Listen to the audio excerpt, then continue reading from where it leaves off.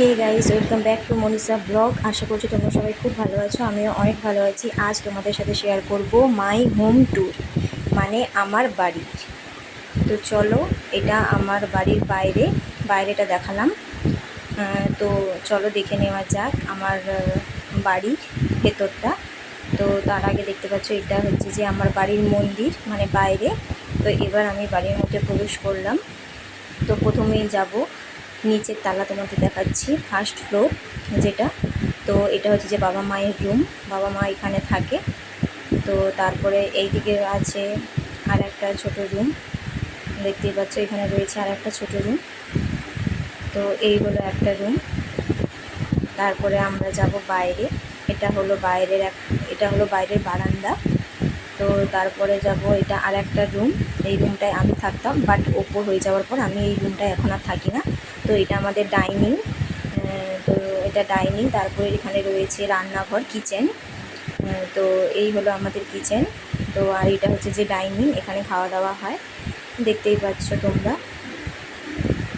তো এই হলো আমাদের নিচের তালা, যেটা তোমাদেরকে দেখালাম। এবার যাব ওপরে গিয়ে যেটা তোমাদের আগে দেখাবো, সেটা হলো আমার রুম, যেখানে আমি বেশিরভাগ সময় কাটাই। সেটা হলো আমার রুম। তো চলো ওপরে যাওয়া যাক। এটা হলো ওপরে এলাম। এটা উপরের বাথরুম, তার পাশে রয়েছে একটা বেসিন, তারপরে রয়েছে আমার রুম। এটা হলো আমার রুমটা খুব একটা গোছানো নেই, বাট যতটা পেরেছি ততটা গুছিয়েছি। তো পরে তোমাদের সাথে কোন দিনও রুম ট্যুর দেবো। তো এই হলো আমার রুম, যেখানে আমি বেশিরভাগ সময়টা কাটাই। এগুলো আমার কিছু পছন্দের জিনিস, যেগুলো আমি বানিয়েছি বা কারো কাছ থেকে গিফট পেয়েছি। এগুলো আমি সাজিয়ে রেখেছি। এখানে আমি বেশিরভাগ সময়টাই কাটাই। তো এই হলো আমার রুম। তারপরে চলো এবার যাব বাইরে। এটা হচ্ছে যে ওপরের বারান্দা। তারপরে এই রুমটা হলো আমার দাদা আর বৌদি, ওরা এখানে থাকে, এই রুমটাতে থাকে। তো এই হলো ওদের রুম। তো তারপরে রুম থেকে বেরিয়ে যাব। তারপরে যেটা দেখাবো সেটা হলো আর একটা রুম, বাট এখানে কোনো খাট নেই, যেহেতু মারা নিচে থাকে, এখনও ওপরে শিফট হয়নি। যেহেতু আমাদের নিচটা ভাড়ায় দিয়ে দেওয়া হবে, তো এখন যেহেতু ভাড়ায় দেওয়া হয় না, তাই মারা নিচে থাকে। তো এই রুমের পাশে আর একটা রুম রয়েছে। এই সোফাটা নিচে ছিল, বাট নিচে রাখার খুব প্রবলেম হচ্ছিলো বলে আমরা উপরে তুলে দিয়েছি। নিচটা আমাদের যবে ভাড়ায় দিয়ে উপরে আসবো, তবে উপরটা আরও ভালো করে একটু ডেকোরেশন করা হবে, কারণ নিচটা ভাড়ায় দেওয়া হবে। যেহেতু আমরা খুব কম মেম্বার, এতগুলো রুম হয়ে গেছে, তাই আমরা নিচটা ভাড়ায় দিয়ে দেবো। তো এরপরে যাব আমরা 3 তলায়, যেখানে রয়েছে ঠাকুর ঘর।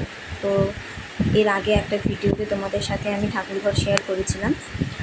তো সেখানে শুধু ঠাকুরঘর দেখিয়েছিলাম, আর কিছু দেখায়নি। তো আরেকবার দেখে নাও আমাদের বাড়ির ঠাকুরঘরটা। তো চলে গেলাম একদম 3 তলায় ঠাকুরঘরে। ঠাকুরঘরটা এবার খুলবো।